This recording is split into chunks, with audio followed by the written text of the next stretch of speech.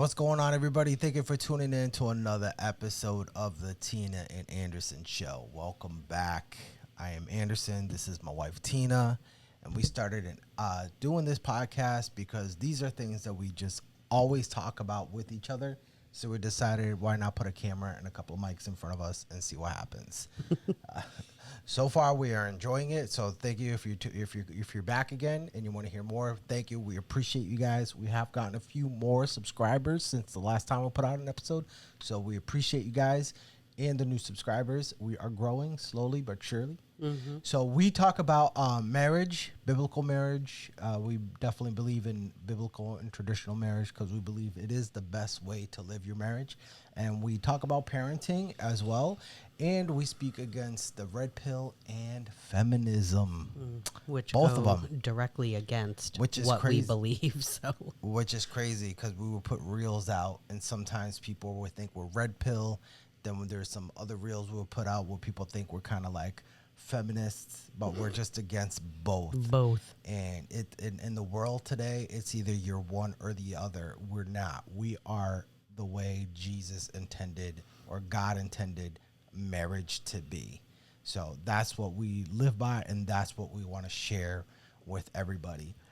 But today we are actually going to be talking about parenting.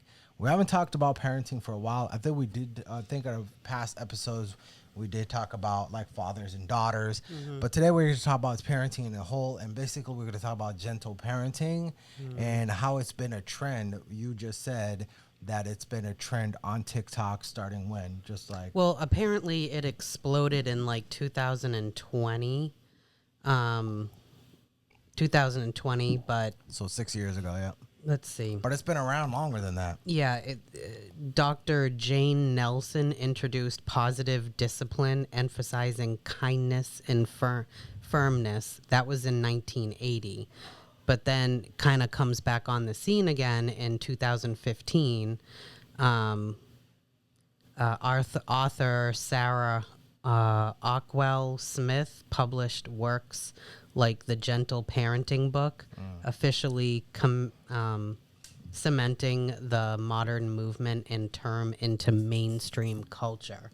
So that's probably why most people kind of started hearing about it or seeing it implemented in society or maybe in daycares or amongst your friend group. Like, well, we use the gentle parenting. But in the 1980s, what were they saying? Like friendly but firm or something like that? It says discipline emphasizing kindness. Kindness and firmness. I mean, I wouldn't be against that. You want to be firm, but you don't want to be mean to your kids. Well, yeah. You know, you got to set them straight.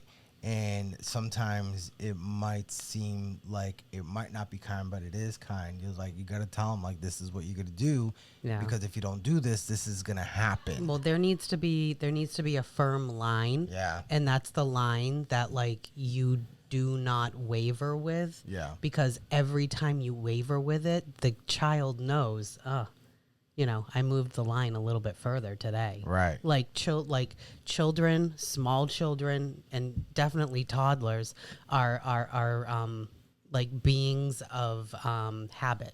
Mm-hmm. Like they're forming habits is what they're doing. They're watching, they're seeing like response.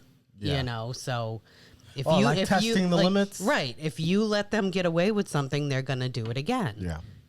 So with no firm line, and then kids also yearn for structure, and they want to know that line is there, and they're just going to keep testing it until you say to them, "This is the line. Want to see how far they you don't cross it." Like there is no wavering past this line. Yeah. So they just keep testing until they see like, dad's serious. Yeah. Like until they see a consequence, basically. Yeah. And like we've always kind of parented like that. And that doesn't mean that it needs to be physical, that like your actions have consequences. For example, we would say things to our kids like, if you guys aren't going to get along with your own sisters, then you're not having friends over. Right. you know, or if you're not going to clean your room, your friend isn't going to come over. You know, so, you know, stuff like that. There is a consequence to your behavior. Yeah. You know. Yeah. We advocate for consequences. Yeah. We have never ever spanked or like even done like the hit the hand. Yeah, we're not talking about bringing back the belt. Yeah, we have never ever. You know what though? We never have had to. No. Because when we put the line there, our kids would be like, "All right, that's the line." Yep. There was no questions. Yeah. You know, they never even like, you know, like maybe little things. Like I used to call Carissa one more time, Carissa. Yeah. Like she just has to do it one more time, and we'd be like, "Okay, now go to your room." She did. Like she saw the line, and she would go tap right beyond the line, tested the limits. And boom, get to your room. She's still at 26 years old. She still does that. We're like, "Oh, one more time, Carissa." Yeah. Yeah, so, I mean, that's how we view parenting. I mean, I remember there was a person that we both know who has a child that was friends with our oldest. And I remember one time she said to me, like, you know, you and Tina are really strict with her, really strict. We looked at each other like I wanted to respond. And we're strict? I wanted to respond and be like, well, that's why our kid is not a jerk. Because, like, her kid, like, I'm not saying now, but her kid was like did jerky things. You know, was rude to both of them. They did more than test that line. They went way over the they were line. very rude. Yeah. To her parents, and you know, I think locked one of them outside or something like that. So just like, yeah, my kid would never do anything like that. And that's why I'm strict. I mean, it's because, you know, basically when you hear strict. When you're kids, when you hear strict, you think like, wow, your parents don't let you do anything.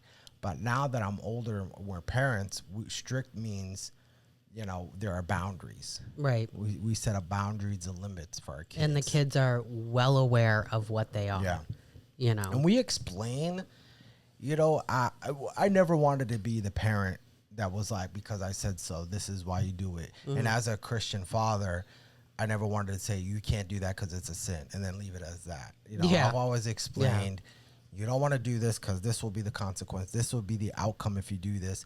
And this is a sin. This is why it's a sin. This is how it can lead to being bad for you.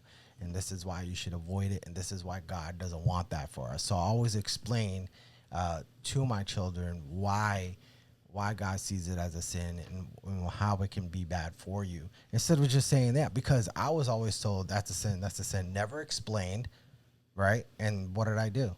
I did tested it just to see. Sin. Yeah. I did the sin.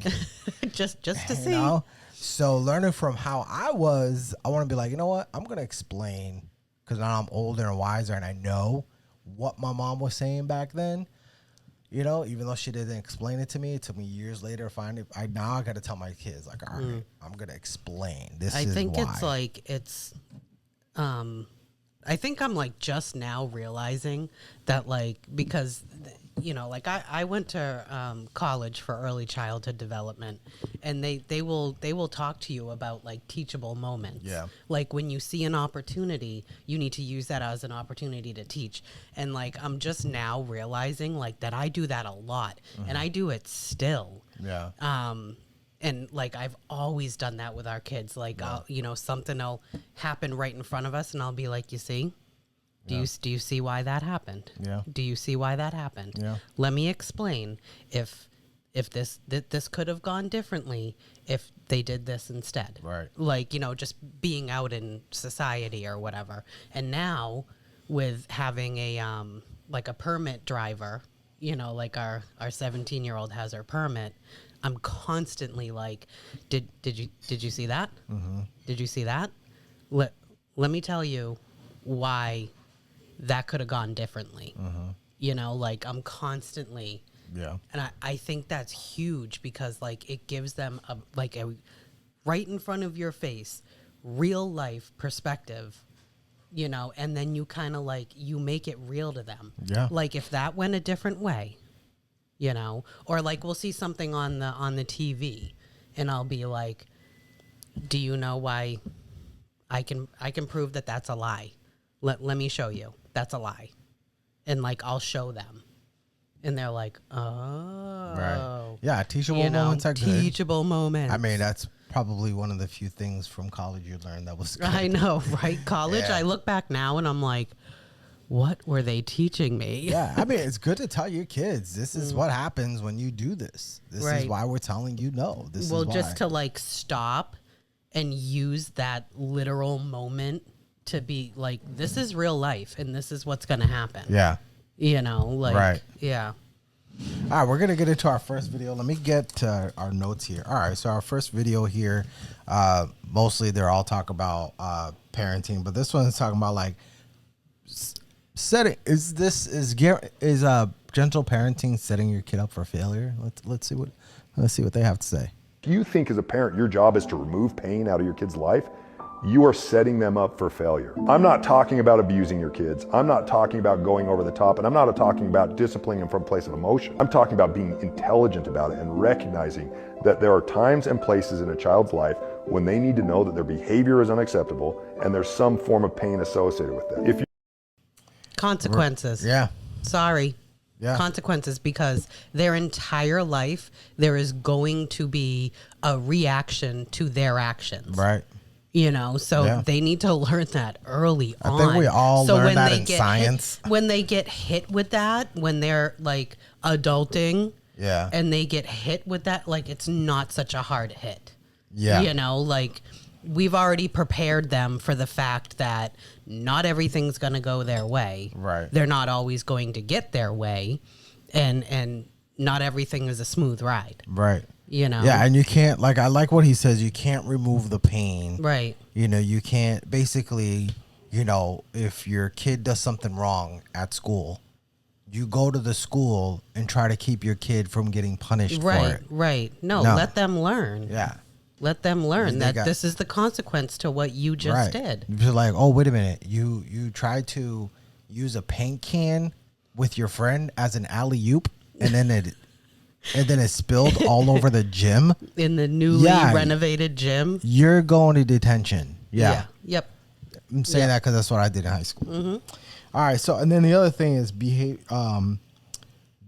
that's unacceptable. You got to teach them what behavior is unacceptable. Yeah. Well, we're supposed to be like directing our children through life. I mean, then at some point you have to let it go and then like let them fly on their own or whatever, you know, and the mistakes they're going to make, they're going to have to feel the pain from those mistakes that they make. Right. But yeah, they like, you know, teachable moments basically, you know, like here's why not, here's what you could have done. Right. You know, here's what you did, and this is why this happened. And also, when your child lives with you, their behavior reflects on you. Because what do everybody say when they see a kid that's misbehaving? Right? Where's their parents? Where's the parents? Where's their parents? It's a reflection on us. And then if like, okay, say if you're watching a video on social media and it's like an unruly child, blah blah. Say mom comes into the picture. What do they say? Where's dad? Yeah. Where's dad? It's always like, okay, something's missing. Right. Something's missing. So it's a reflection. There's a puzzle of the piece of the puzzle here that like something's missing here. Yeah. You know. And you can't just when it comes to your kid doing something wrong, it's not gentle parenting would teach you to create a safe space for that child. Like what he was saying, he said before, like creating a safe space. Not instead of teaching consequences. Yeah, letting them feel the consequence of what they just did. You can't coddle them. The reaction to their actions. You can't coddle them. Be like, oh, you can't do that. Let me bring you to your safe space so you don't do that. No, the kid's going to think every time I do something bad, I'm going to get coddled and brought to my safe space. Yeah. So if the kid wants to go to the safe space, guess what they're going to do? Something bad. Yeah. And then every time they do something that tests that limit, it's going to be something worse than the last time. Yeah. Like, or it's just like continuous until it gets real bad. Yeah. like we said, they just keep testing it, testing the limits, see how far they can go. All right, let's go on to our next one. This was Mark Driscoll. We both love Mark Driscoll. A lot of stuff that he says are bangers. Bangers. You're like, yup. Absolutely. Logic. Yeah, so here we go. There's something today called gentle parenting, which is stupid parenting. It's stupid parenting. Just remember this. Gentle parenting says your child doesn't have a sin nature. And therefore, your child doesn't need instruction or correction. They just need a high self-esteem. Johnny, you're so good at beating your sister with a truck. You're so good. Good job, Johnny. You just need to build up their self-esteem. Let me tell you this. That's how you grow a bin Laden. I'm like, wait, what did he just say? He went there, man. What did he just say? Look, I don't know if Bin Laden's parents did gentle parenting. Yeah, I'm pretty sure. I don't know. You know. I think he became twisted a totally different way. Yeah, but he's just trying to prove a point here. But saying to your child, saying that your child doesn't have a sin nature. In the Bible, it says we're all born sinners. We're all born into sin. That's why they say the terrible twos, right? The kids are just whine. You know, they want everything. They complain about everything. They scream. They yell. They never can sit still. You know, it's the reason why when a baby is born, they need to be parented. Yeah. They're not just unleashed into the world. Well, the kids are born. Kids, you know, they're born selfish. Yeah, we're selfish beings. Kids are born selfish. Yeah, this is what we mean. That's why we have to teach them how to share. Right. We have to. All these things have to be taught. They're not natural. Right. We have to teach them to be like, like nice touches. Yeah. Don't hit. Share your toys. Don't throw your truck at Johnny. Right. And this is the consequence. If you throw the truck at Johnny, there's going to be a consequence. Which daycares don't do that. Right. And that's what we mean about sinful nature. We're not trying to say our kids are born devils or anything like that. It's just they're selfish. They don't know how to share. They don't know how to be kind. All these things are supposed to be taught. Yeah. We got to teach them this stuff. And that's why and then he says so we need to teach them a new nature, not self-esteem. So that's true. Because I think because their self-esteem will build up once they can control their emotions, they can control their, the way they treat others and be kind and nice and share, be polite. Their self-esteem will increase. Nobody loses their self-esteem by being nice. Yeah. Nobody does. Yeah. The more control you have, the more, confidence you're going to have in yourself and in your abilities, which then grow your confidence. Yeah, because when you're nice and you share and you're polite, more people want to be around you. More people want to be your friend. You're more pleasant. People be pleasant around you. And then that'll build your self-esteem. You also attract the same kind of person to you when you exhibit all of that. Right. So you'll end up with a good... like your circle of people, right? Yeah. That's why there's that saying, misery loves company, right? Yeah. If you're miserable, you're gonna want people that are miserable around you, or people who are around you who are not miserable. You're gonna try to make them miserable as well. Yep. That's and very then you true. have no self-esteem. So this is what I'm saying. You got to build up the self-esteem. You got to let your kids know that they can do things. So try to teach my daughters, you can do it. I know it's hard. And it's going to be tough. The second, if you're raising kids and they're trying to perfect something, the second they gain the tiniest bit of confidence in whatever it is that they're trying to do, you can literally see it. Yeah. Like Carissa with doing hair. It was like a switch went off. Yeah. The confidence that was there. She knew she could do it. Yeah. She was confident in her ability to,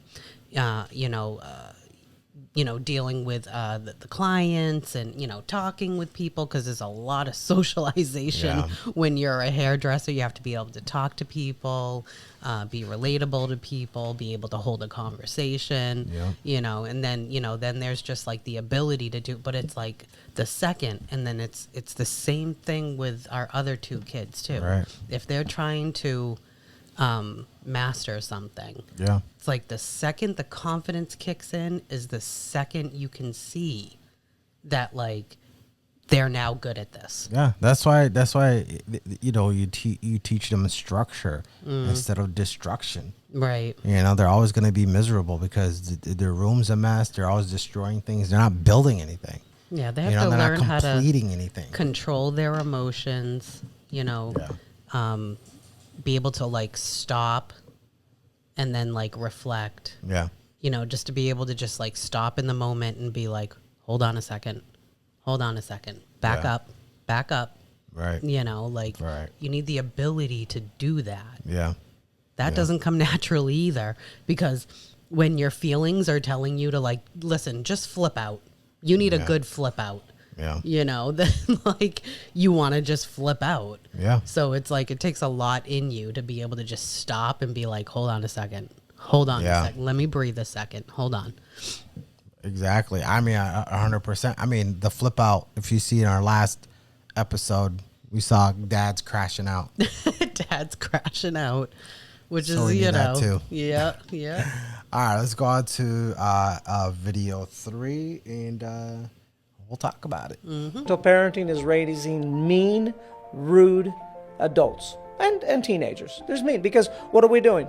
We're teaching our child that your emotions and your feelings are more important than everybody else. What you're going through is more important than even what mom and dad are going through, because you won't do what we ask you to do, but now I have to emotionally be there to be able to coddle you in a moment. And what happens then is you're the center of the world. You're the center of the universe.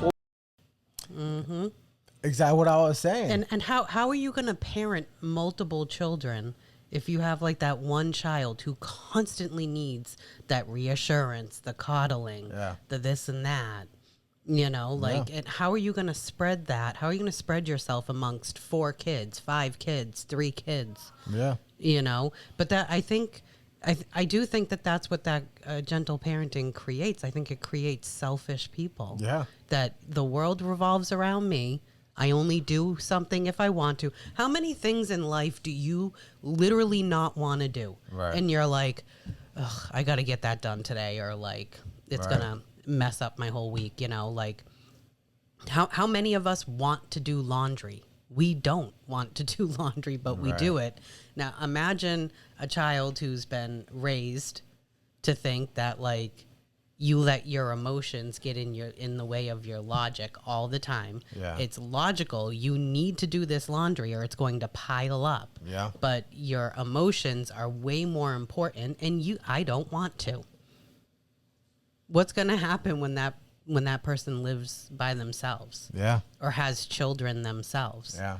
They're going to like have that house that has just like mountains of laundry. Right. everywhere. I mean, yeah. I mean, you tell your kids, like you were saying, you tell your kids your emotions are more important. They say, I don't want to. Yeah. And then they don't have to. Then you're going to say, all right. All that matters is how I feel. Yeah. All that matters is how I feel. And I want to always feel good. Right. And if I don't always feel good, there's going to be a problem. Yeah. So your kid won't finish school. They won't complete anything. They won't learn. They won't learn a skill. They won't get a job. All of that takes time, patience, organization, and then here we go with the like ADHD epidemic. Right. Like, and then they'll be like, oh, your kid has ADHD. Yeah. No, your kid was just literally their entire life never told no. And they were also never allowed to sit in the consequences of what their behavior has created. They've never done it. Then all of a sudden it's like, oh, they're acting out at school and, oh, they can't sit still. I mean, would you be able, you can't sit still for 6 hours either. Yeah. So... Yeah, I mean, gentle parenting, it just destroys your kid. And I mean, and people who believe in gentle parenting, use the excuse like, oh, you're not belittling your kid. You're not saying because I said so. You're not insulting them. You're not spanking them. Okay, you don't have to do all that. You can still parent your kids really well without doing all that and not having to do gentle parenting. It's like one extreme to the other. It's like you have to be complete opposite. How about you not do that, but don't gentle parent either? But it's always two extremes. It has a massive focus on self-esteem, because they'll literally, like I said, I was working in daycares, and it didn't dawn on me until years later that us as the teachers, we were being taught gentle parenting techniques too, because we have to have our like training hours and stuff like that, a certain amount every year. So you would go to like these training workshops, things like that, and this is the stuff that we were being taught, that there's no consequences, that the most important thing is their self-esteem. Me. It's so true. Like, we literally were told you cannot say no, just no, you can't do that. Right. No, that's not okay, because that makes them feel belittled. Right. Or it stops them in their tracks and they now know they can't do that. Yeah. It literally takes the line away. Yeah. And now there is no line that they don't have to cross. Yeah, there's nobody in therapy right now really? going, my parents always belittled me. They said no. How do they belittled you? They just said no. Nobody's in therapy saying that. It's crazy when I look back. That is what they were teaching us in these workshops and everything like that, was gentle parenting techniques. Yeah. And then of course, like I was saying to you earlier, daycare teachers, where parents look at us as like we're educated in child development. Yeah. So when they have questions, they come to us. Mm-hmm. And then we're sharing what we've learned, and then now they're taking those techniques and then they bring them home. Mm-hmm. So now the kid's being gentle parented at home. They're being gentle parented at daycare. Yeah. There is no line. Right. And all that matters is making sure that child never feels negative, never feels upset. Yeah. You have to always make sure that they're not upset. Which is bad, because you're not preparing them for the real world. No, because there are going to be times in their life when they're going to be upset and they have no clue how to deal with that emotion. Yeah, because the world does not care about your feelings. No, clearly. Clearly. Yeah. Yes. No, there's no place in the world where you get fired and then you get upset about it and they're like, oh, you're upset? I didn't mean to make you upset. You know what? I'm not going to fire you.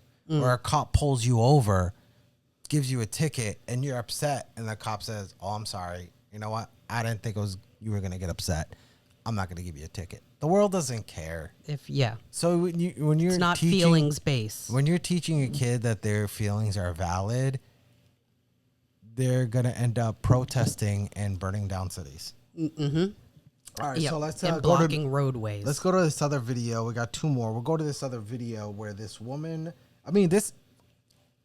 when a father is parenting and a mom steps in, let's just see what happens here. They're telling the story about this. 9.5 times out of 10, it's the mom that's jumping in to pick him up, to say it's too hard. Even when a dad says to a boy in maybe a gruffer voice or something like, you're fine. The mom's like, he's not fine. Right then. Yeah. You are teaching that kid, okay, they're not on the same page. Mm-hmm. What dad said was not okay. Mm-hmm. I'm going to go to mom because I get cuddled and snuggled, especially when they're little. I get all this toxic empathy that's like just bubble wrapping this little boy, and that is not what is supposed to be happening. The dad might be a little harder and be like, get up, and the mom should probably just keep her mouth shut. Be like, yep, go ahead and get up, buddy. And the mom has got to back the husband's play. Because show me the lie. Especially when it comes to a father teaching his son. Like, I don't have sons, but I know if I had a son, I would want to prepare my son for the real world, because the because the world is not easy on men. They're gonna expect more from you.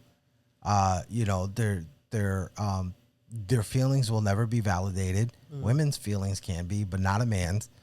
No. So you got to understand, you got to teach him. It's like, you got to learn to do things for yourself, because nobody's going to come for you. I would always be there for my son no matter what. But as I get older, there's going to be limitations of what I could do for my son. So I need to teach my son, you need to get up. You need to do this for yourself, because especially when he has a family one day, they're going to be counting on him, and I'd want my son, obviously I would want him to have a wife that he can lean on and be a support system, but ultimately he needs to be up on his own 2 feet, because he's going to be the leader of his household. Yeah. So that's how you're going to teach your son. But if you have, and obviously this is natural for women. This is natural. They see their son struggling. You want to pick him up and you want to cuddle him. You don't want to see your son struggling. Well, I get it. Yeah, we feel like we have to come to their rescue. We get it. But when it comes to the son and the father, you got to let the father do what he knows. Your father knows what it's like to be a little boy. Little boys can handle it more than a girl. I mean, if it was say it was a 5-year-old girl, right? And a 5-year-old boy, and I'm telling my 5-year-old son, get up, you can do it, get up. He will most likely get up and go. But if it was my daughter, she would sit there and cry and want me to pick her up, which is natural, right? Because the girls are like that. But that's why. So, you gotta, so women, if you have a son and your husband you is keep being saying father, by the way. I know. Oh, I do? I'm sorry. Yes. Why, women, if your husbands are being stern with your son, and it's a teaching moment. Yeah, you need to back off. You gotta let him do his thing, because he is teaching your son to be a respectable, grown man. You gotta let him do it. I mean, it's the same thing with a daughter too, because it's not as though fathers don't hold a role when it comes to teaching when it comes to daughters also. And I think that's so true with the toxic empathy, like she said, because moms do, when we see our children, our little ones, even if they're teenagers, we want to go rescue them right away. And that's even if it's in a situation with the father and the child. We feel like we have to back up the child, so like she says, she's like, you have to back off. For a mom, that's very hard, but you have to do it. You cannot show these children that you are not on the same page, that there is a weak link, and it's you. Yeah. They are literally going to, that just shows okay, if I want anything, I'll go to mom first. Right. But also with that, if the mothers always include the father in every decision, they'll know it doesn't matter who you go to, because it's going to be going to all outlets. Right. Can I go to the mall Saturday night? And I say, well, go ask your father. Or I say, well, let me give your father a call. Yeah. They'll know it doesn't, going to mom doesn't make it easier on me, because it's still going to have to go through dad. Right. And that automatically puts you both on the same page. Right. Automatically. Right. But it's it's totally true. It's toxic empathy, because we emphasize what? We're empathetic. We're empathetic to our children. Yeah. We want, because we're the mom, we're the nurturing ones. We're more feelings based. You guys are more logic. And when you are trying to instill logic in our children, whether it be a boy or a girl, we need to let you. Right. I know there are times where a mom is definitely needed. Obviously, in their early years. Point. Both say are. For your kid, say if we had a son, or it doesn't matter, son or daughter, and she's out on her bike, he's out on her bike, and he falls, scrapes his knee. You go, you patch him up, tell him it's okay, you're going to be fine. That's what a mom's there, right? And then there was this scene, a video I seen where this boy, high school kid, big kid, like 6'2", right? They just lost their championship game. He was devastated. They lost their championship game. He's walking off the field. He sees his mom and just embraces her. Yeah. That's what moms are good for. He knows that he can go right to her and get that nurturing that he needed. Yeah, because she's not coddling him. Yeah. She's not. She's just hugging him. Giving him what he needs showing in the him moment. showing him like, I'm proud of you. You did great. Yeah. I'm proud of you. And just like that, the moms are like, boys can get that more from their mom than they can get from their dad. They can get a hug from their dad, and their dad can say, but the mother's soothing voice and her warm hug is just, come on. It's unmatched. I would it's rather, unmatched. I love my dad. I like hugging my dad, but like hugging my mom is nicer. Okay, so it's like better. It's much nicer to hug my mom. Yeah. It's just like that's what I'm saying. It's like those are the just amazing qualities of a mom, and that's why boys just always they want a hug. They want it from their mom. Yep. All right, so let's go to I think the last one, which is Charlie Kirk. He says some wisdom. He dropped some bangers too. He dropped a lot of bangers in his life. Yes. So for a guy that was 11 years younger than me. Oh man, he accomplished so much more than I. The impact is insane. It's like he had like 50, 60 years more wisdom than I did. It's like multiple lives or something. So very, very, very awesome guy. So let's see what he has to say when it comes to parenting. It's far more important to have your children have self-control than self-esteem. Oh my! What? Could you say that one more time? And that is a Pragerism. Could you say that one more time? Again, I keep on.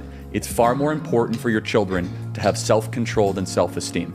And the only way to teach self-control is to say no. Instead, parents want to be loved by their children, not respected by their children. And they want to be more like their child's friend than their parent. That's where the problem comes in. When they see you as their equal. Yeah. Like, oh, we're homies. Right. No, we're not. I'm your parent. Yeah. There's a line. See? Line. Right. Like, if the line isn't there, there's like an equal position between child and parent. That is a bad base to build things off of. I don't see my best friend as my authority. I see him as my equal, as my best friend. Yeah. So if I start seeing my parents like that, as my equal, I don't see him as authority. There's no respect for authority there. Mm-hmm. And so you see, you can't tell me what to do. How he's talking about it's more important for you to get their respect than for their self-esteem, like we were talking about. Yeah. It like gentle parenting is all about always trying to make them feel good. Yeah. Because their claim is that if they don't feel good, that has a negative impact on their life and on them in general. Yeah. When no, if you think with logic, it's way more important. Yeah, if you have more have confidence than self-esteem. Right. If you have more self-control, more confidence, the self-esteem is going to be there. It's going to come. And you're not even going to realize that it's self-esteem. It's just like a buildup of confidence. Yeah. There's nobody out there who has self-control and no self-esteem. Like, I think it would be hard. How can you have no self-esteem but have self-control? It just doesn't. Yeah, it doesn't work. It's so true because, like I was saying, like the gentle parenting thing is literally just all lessons about selfishness. Yeah, like it's all about me and how I feel. Yeah, it's not about anybody else. It's not about the logic of the situation. It's about how it makes me feel. Yeah, and everything is supposed to make me feel good. Yeah. I mean, these parents that want love over respect. They want their children's love way more than their respect. And it's true. That's the struggle between the wife and the father. But there's a balance there.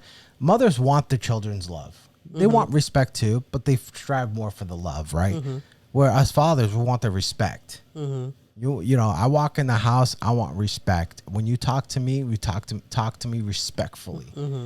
You know, and you know, and if they respect you, they're going to speak to me respectfully too. Right. Because they know that there's going to be a consequence if they speak to me like that. Right. And you know about it or you were around during it, it's not going to be good. Yeah, because I'm always good. If I'm always trying to fight for their love, always going to fight for their love, and the respect is out of the table because I'm always fighting for their love and their approval. That is so toxic. They're not gonna think like, oh, he's fighting for my love and approval. I don't need respect for him. I don't need to respect him because he's always gonna fight for my love and approval. He's looking for my approval. Yeah. So like he's under my scrutiny. Yeah. You know, like how backwards is that? Yeah. You know. Yeah. Then your child becomes the authority. See, and then that's where the flip happens. Yeah. Now they're the authority. Yeah. They know that you're always trying to get their approval. Yeah. So they can step over that line as many times as they want to. Yeah. Because you're just trying to be the cool parent or be their friend. I mean, I've always been really stern with my daughters, and you know, I've been strict and follow through with things, and they love me. Yeah. Oh my God, so much. Yeah. I think like another thing, because like we say, you know, like people will say like, oh, marry for love. And what I think is when you're married to someone, it needs to be because of something way more than love. Because in certain moments, you're not always going to love that person. Right. Like in that literal moment where you are like heated about something that just happened or something they just did or you can't believe it or whatever.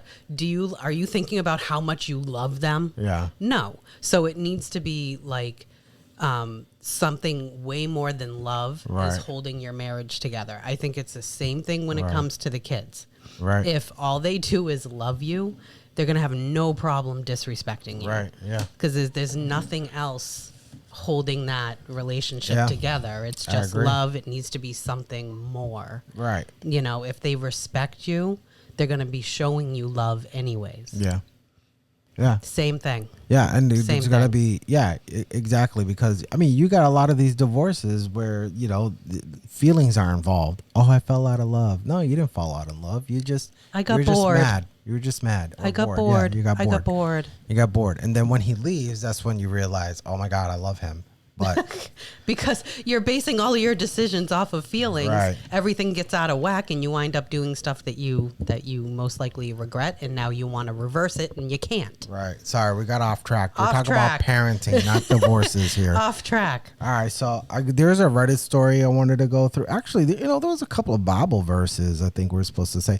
So yeah, this is what the Bible says when it comes to parenting. So Proverbs 13:24, it says, whoever spares the rod hates their children, but the one who loves their children is careful to discipline them. Now, sparing the rod, right? Not in the literal sense saying like, if you don't spank your kids, you don't love them. So basically, if you don't discipline your children, you don't love them, because if you don't discipline them, they're going to grow up to be jerks, just like Mark Driscoll Spoiled. said. Oh, we've seen example after example after example. You want spoiled, rotten, disrespectful. Right.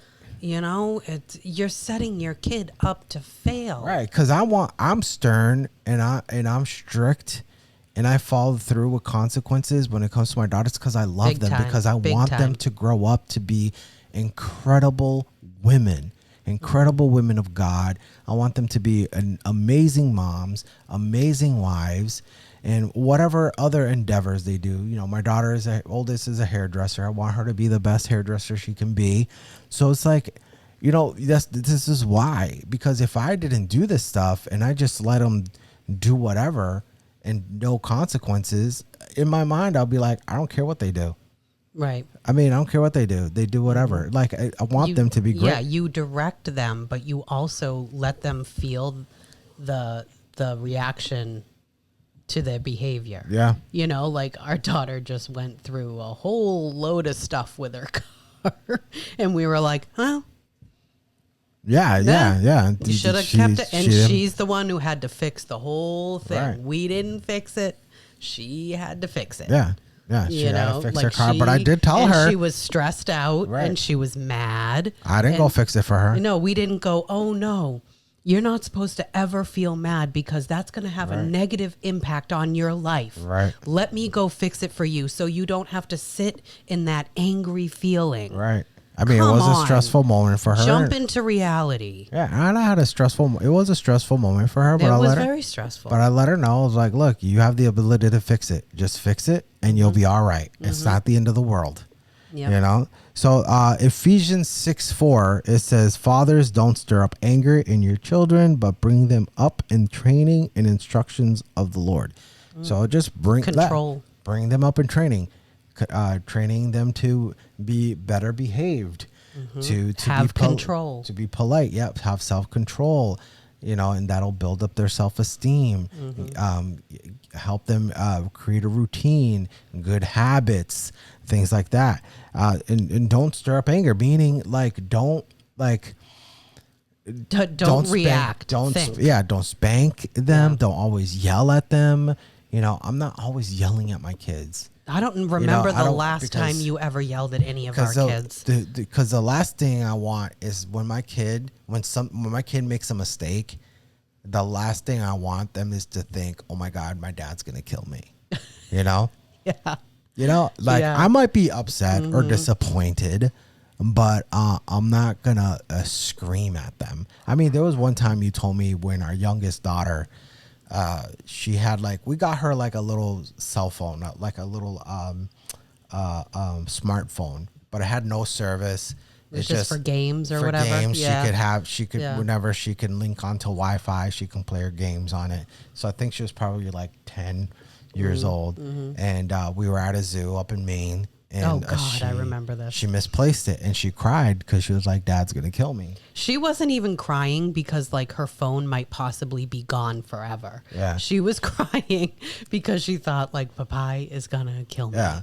So and I didn't scream at her, yell at her. I mean, I was frustrated. They fixed it together. I was frustrated, but what I did, I went to the lost and found and asked if anybody turned in a phone, and somebody did, and I found it, and I got her. Thank God for good people, you know. And I got her a phone back, and then I just told her, look, you got to watch your phone because next time you misplace it, you might never see it again. So I let her know what the consequences could be of her not keeping an eye on her phone.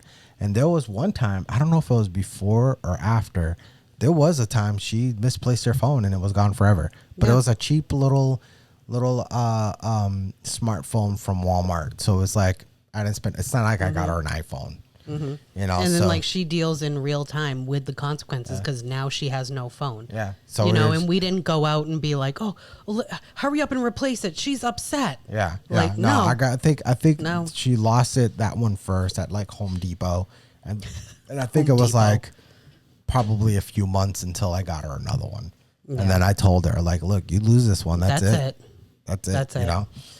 All right. So I wanted to go through a Reddit story here. We're at 48 minutes. Okay, we got time. All right, so so I found this Reddit story. Okay, I found it here. Is it still there? I think I lost it. Uh-oh. What happens to Reddit? Does it refresh itself? Yeah, I didn't save it. See, you got to save it, hon. Nah, hold on. Is it in, do you have like history? No, I got it right here. Oh, okay. Okay. It says here, the gentle parenting, oh, you can't see it. The gentle parenting, it says has turned my kid into a total wimp. You don't say. All right, seriously, I'm doing something wrong. Please help. All right, here we go. I never tell my kid to toughen up or say it can't hurt that bad. And I've been really careful to not say, come on, you're fine. look, you don't have to say that. I don't say that. You know, I mean, maybe I said, come on, you're fine. But it's like probably something that's like really ridiculous. Well, I mean, I think you're trying to get them to see the logic behind their feelings here. Like, okay, think about it. Are you going to be okay? Right. Yeah. So I really have the books and blogs and pamphlets and forum posts on how saying these things can be hurtful. I get it. I buy in.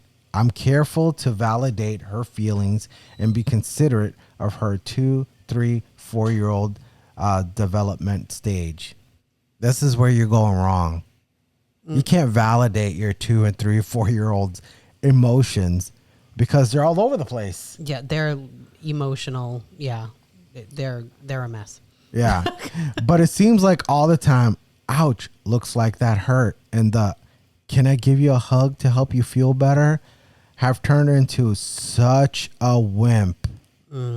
She cries the coddling because she knows when something like this happens, she cries. Mom comes to the rescue. She knows the game. She knows the game. She's playing you like a fiddle. Yep. Creatures of habit. She cries all the time. She's so sensitive. I want to pull my freaking hair out. It's affecting her friendships. She cries so easily on the playground, on a play date, and when she scrapes her knee. God, man, like that's a lot. So it says, she says, how do I find balance? There's an edit. To say I am so grateful for all the thoughtful responses I have read and reread them all and have a bunch of takeaways. So edit meaning she's added on to the post after what I just read because she got a lot of responses. So now I think she's going to respond to a lot of these responses. She's like, for more info on those who have asked. Yes, the books are causes of cries, and I think I do a good job for not overreacting and making worse. The falls. It's really the other cries that are feeling unmanageable. She cries when she's not on the first to the slide. Yeah, see? Me, God. selfishness. She cries when she doesn't get her chosen color she was hoping for. Yep, me. She can't accomplish something putting tiny clothes on her dolls. She gets super frustrated. She's just super quick to cry. No regulation to her emotions. Yeah, She's perhaps not I haven't anything. Perhaps I haven't taught her good coping and manageable skills. No. Reading through I mean, you got to teach your kid. She's not self-sufficient. Yeah. She can't and she has to okay, let's bring it back. Well, let's bring it back. One thing at a time. The slides. You got to teach your kid. You're still going to go on the slide. You see, it's about they're going to have to wait. Yeah. And waiting is not no. Yeah. From a child who is taught you're going to get everything when you want it. Yeah. You think waiting for your turn in the slide, that's going to happen? Yeah, I would That's teach. not going to happen. I would literally take my kid out of the playground and be like, "Look, why am I going to bring you to the playground? All you do is cry. Well, I want to go on the slide. Yeah, you were going to go on the slide, but you cried. So if you want to go on the slide, you can't cry. And then I would still bring her home, and then maybe in a few days try her again at the playground and tell her, look, last time you came here, you cried because somebody else went on the slide. There's going to be other kids there. Everybody gets a turn on the slide. You got to wait your turn. And if you can't, then we're going to go home. Yeah. And you got to follow through with that, because if she cries again, don't coddle her. Don't say it's okay. You take her home, because then she knows every time I cry, I don't get what I want. I'm not going to be able to stay at the playground and if I lose it every time I don't get what I want. Right. And it might take several times that you're going to be pulling your hair out, but you got to be consistent. That's the thing. You got to be consistent. And then the thing about not getting frustrated, she can't handle her own emotions. She cries. Well, that's what gentle parenting gives does up to children, because the focus is to always make sure that they are feeling good. Right. Yeah, and if it's too hard, just cry. Yeah. If it's too hard. Yeah, see, you poor moms. dealing with that every day. Like I can't, but like, it's crazy because you're creating it, and it's like, you could have a much better experience with your children. Yeah. If you would just knock off the gentle parenting. Right. Just knock it off. Show them that there are consequences. And people hear the word consequences like, oh, what are you going to do? Like, that does not mean anything physical. You're not going to hit your kid. There's not going to be any violence, but there is going to be a reaction to their bad behavior. Like, you can't think for an actual second here that you have raised your child to know for a fact that there is no consequences to their behavior, and actually think that you are going to raise up a good human being. Right. I'm sorry. I have seen it a million times. These kids run the parents. If you want a better experience and you want to be able to create really good memories with your kids, you can't be doing this. Yeah. You can't. Everything is going to turn out into a stressful thing. Right. Like, oh, we're going to the park. This is going to be so much fun. Guess what it turns into? Because the very first time your kid doesn't get their way or they have to wait their turn, it's game over. Yeah. It's game over. And you are going to have to. You're going to have to say, if you continue this behavior, we're leaving. Yeah. And then guess what? If they continue the behavior, you have to leave. Yeah. You have to stick to what you say. Yeah. Which like reminds me of like an episode of Modern Family. Yeah.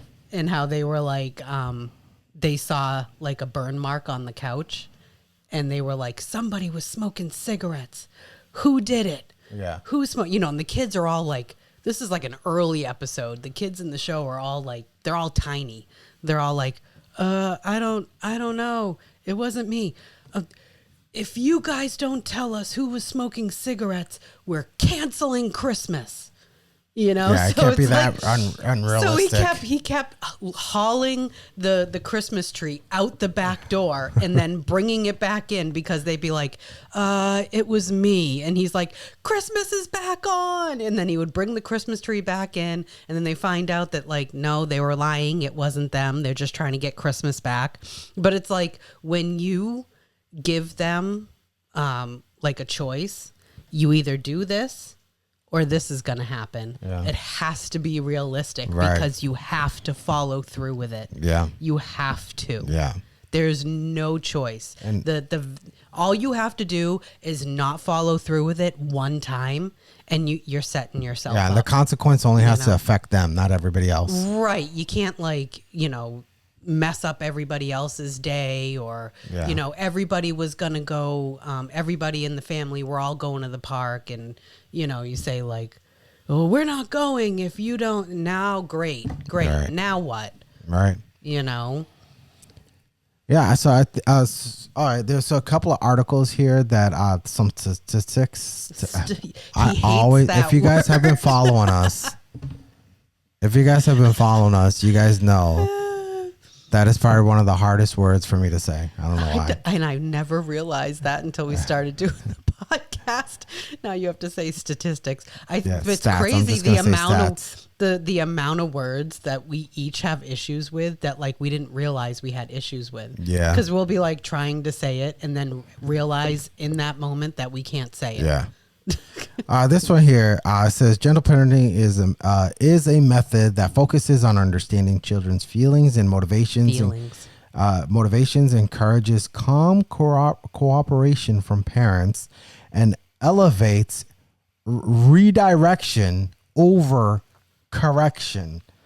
Parents often descend to the same level as their children and avoid words such as no and don't. Okay, so when they're talking about redirection, I'm telling you, this is what the daycares are teaching their teachers. So say little Billy throws a truck at Susie. We can't go over to little Billy and say, no, we don't do that. You get a timeout over there. No. We can't do that. We have to get down at their level and we have to say, that's not okay. Look, you hurt Susie. Here's a book. Or like we can say like, oh, here's a book. Why don't you go have some quiet time over there?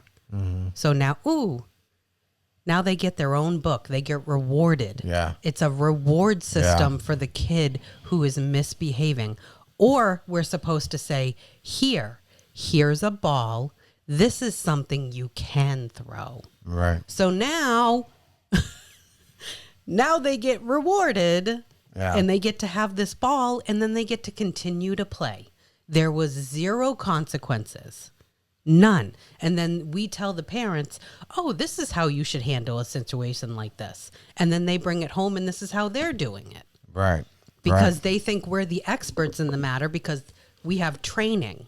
We have training in this. Right. And it's like, no, our training is wrong. Yeah. Don't listen to us. You know, well, it's a reward system. Yeah, for bad behavior, it's a reward system. It definitely is. Yeah. It also says here, at its worst, however, gentle parenting lurches towards permissive and indulgent parenting, despite protests to the contrary. By giving a difference to children's moods, parents become facilitators of their child's autonomy. Often resorting to endless choices. You're supposed to choice them to kingdom come. Right. And even manipulation to achieve some semblance of order.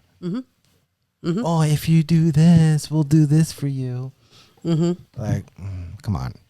Yeah, it's literally, manipulation. Yeah, if you start hitting her, we'll give you ice cream. Yeah. Yeah, don't do that. How about like stop hitting her, get in your room, and stay there. Here's the consequence to your bad behavior. Yeah, this is what it does. It eliminates the consequence. Right. And then it turns into a reward system. It really does. I've literally had to do it. Like I've literally had to do it because that's what I was paid to do. Yeah. And I remember being like, none of this sounds right. What am I missing here? Yeah. You know, because like I'm like, this is not how I would rate. Like I would be doing these things with the kids at work at the daycare, and then go home and use none of it on my own kids and have to reverse it all every day. Yeah. You know, like no, we're not having this. There's going to be consequences, you know, to their bad behavior. They have, come on, they have to learn that. Yeah. It literally turns into a reward system, and this is what we're taught as professionals in the you know the childhood realm here. Yeah, like the safe spaces in colleges. You do something bad, go to your safe space. Go to your safe space. Everybody has to have a safe space. Yeah, I got a stat here. Say that. I got a stat here. So 73% of millennial parents believe their parent style is better than past generations. Kind of a little cocky there, right? And nearly 3 in 4 practice gentle parenting. This approach emphasizes open communication, emotional intelligence. I hate that word. And flexible parenting styles. It's all emotion based. Everything is based on this kid's emotions, and they never, ever, ever can feel upset, angry, confused. It's how is that healthy? Yeah. How is that healthy that they never get to sit in their anger and have to regulate it? Yeah. Unreal. And now the second thing here is last one. It says studies show that stricter parenting styles, which include setting firm limits and rules, lead to closer parent-child relationships. Oh, Wow. Do they have respect?